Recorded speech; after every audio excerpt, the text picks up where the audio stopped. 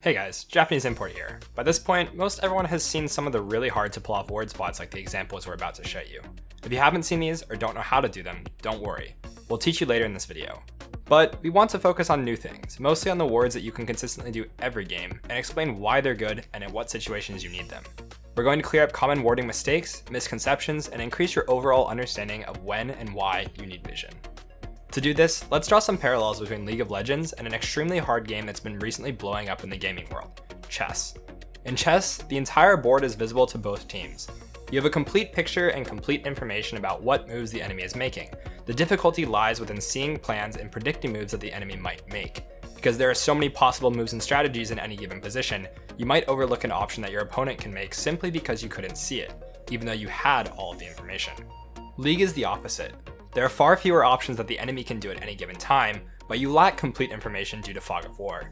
Your decisions have to be made knowing that the enemy could choose any one of their available options. If you could turn fog of war off, your decisions, and therefore the game, would be easy.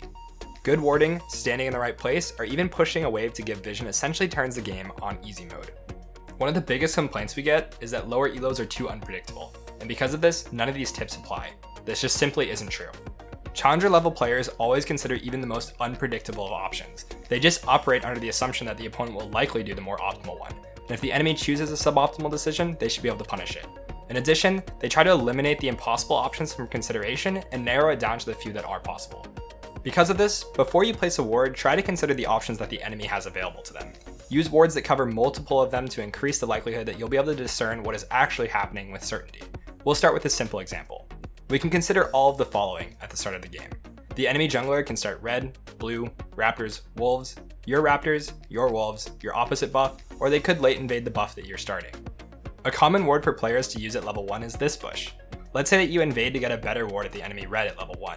What makes this ward so valuable to us compared to the river ward, and how many options does it cover?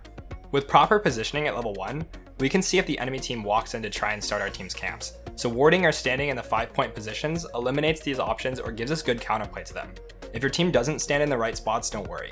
Just do your part to get as much information as you can.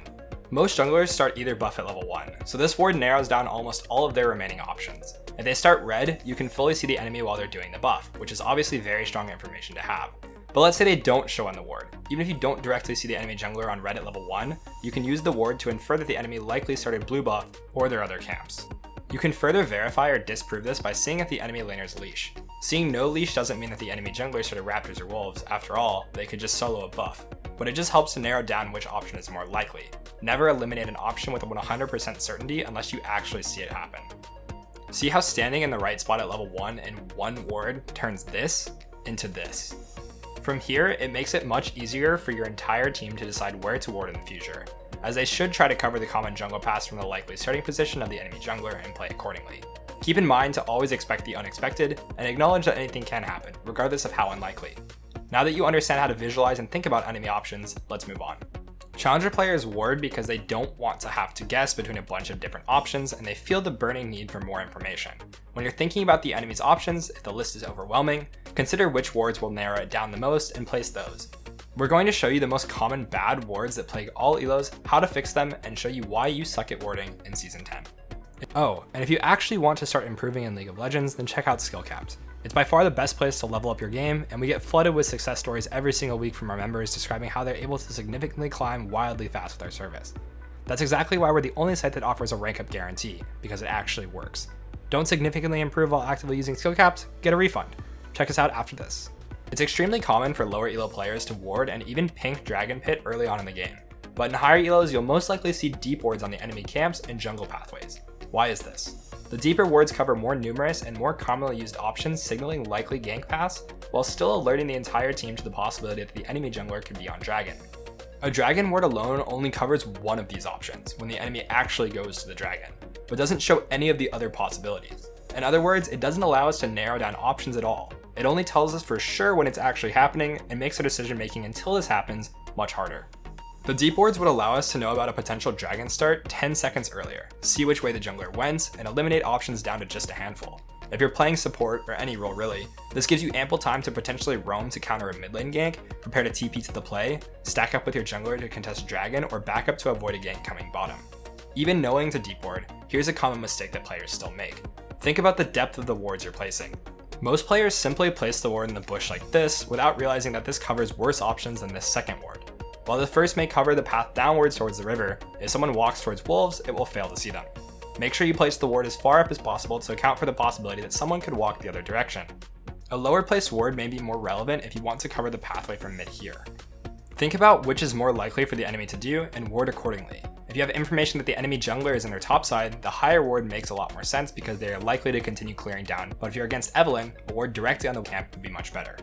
This doesn't mean that you should never ward Dragon, but think about the reasons why you would need to, or if it's even likely that the enemy jungler is able to sneak it before you place your wards.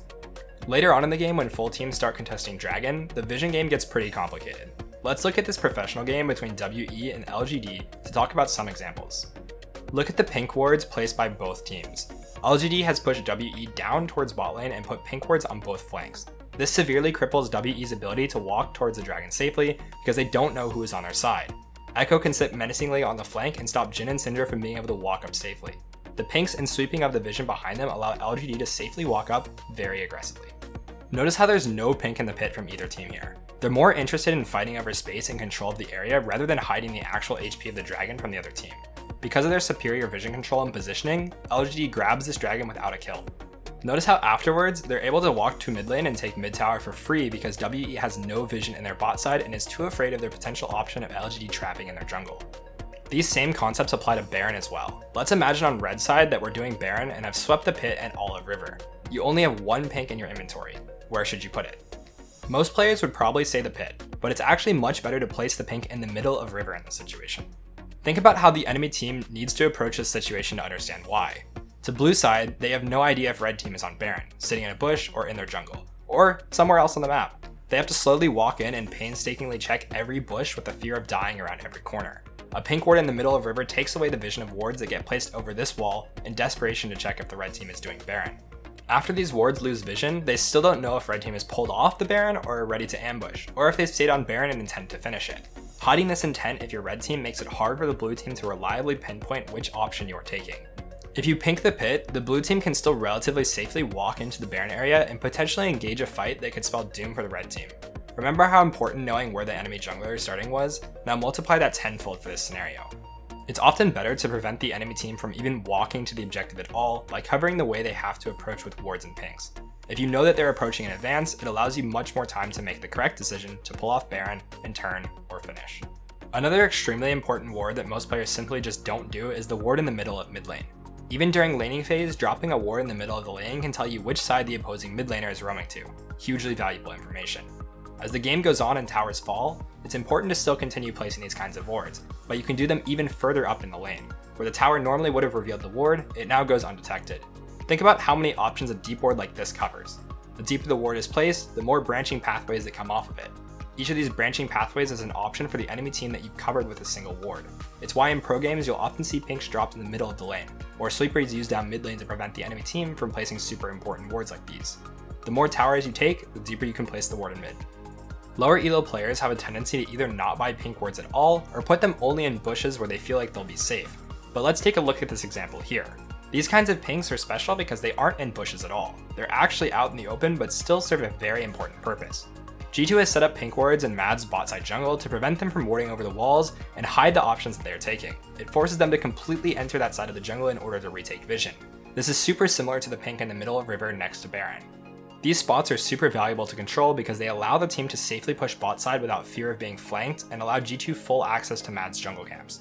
Meanwhile, Mad is too scared to enter to clear vision until they see champions show on the map. Now that we've talked a bit about what kind of wards you want to look for, let's talk about how to actually get them. You can't expect to walk all the way into the enemy jungle without being punished to place your ideal ward on their raptor bush. So how do we do this safely? There are two kinds of ways to go about this. One is by getting more information on the map and securing shallow vision. For example, when you push mid wave, usually someone will answer that wave and CS it under their tower. During this window, you have eliminated a few options from the enemy team because a champion is showing on the map and you can, with a 100% certainty, say that they are there. This reduces the risk of moving into the enemy jungle to place the ward, but let's go one step further. You can sweep on your way and place pinks to deny enemy vision along the path that you have to take to get there. By doing this, you are lowering the chances that the enemy sees that you are taking that option toward the raptor bush, and increases the overall safety of the play. You can also request assistance from your teammates to help move in, but as we all know, in solo queue sometimes that just doesn't happen. In these situations, it's better to take the less ideal ward in favor of less danger to yourself. Remember, if you're dead, the enemy can brute force plays even on full vision due to their number advantage, and all your work was for naught. Sometimes things don't work out ideally, and you can't achieve all of these goals. That's okay. Just keep them in mind before you go on your next solo warding expedition.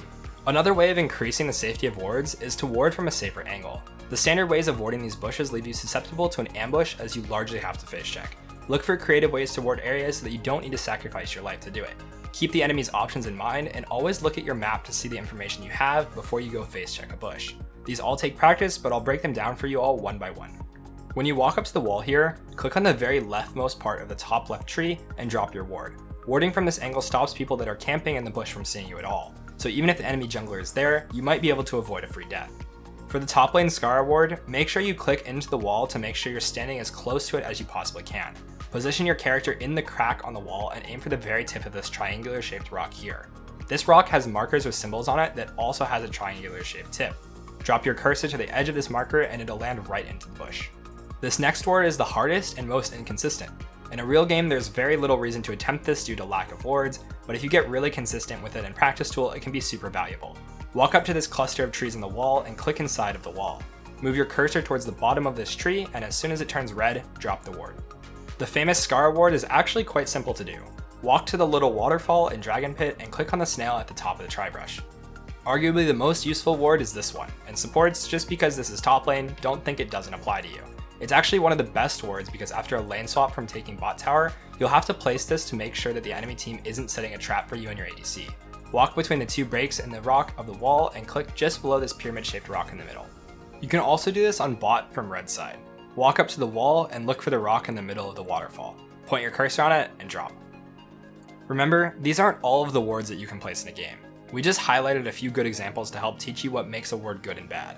Experiment in your own game and think about the factors that would make the wards you place beneficial.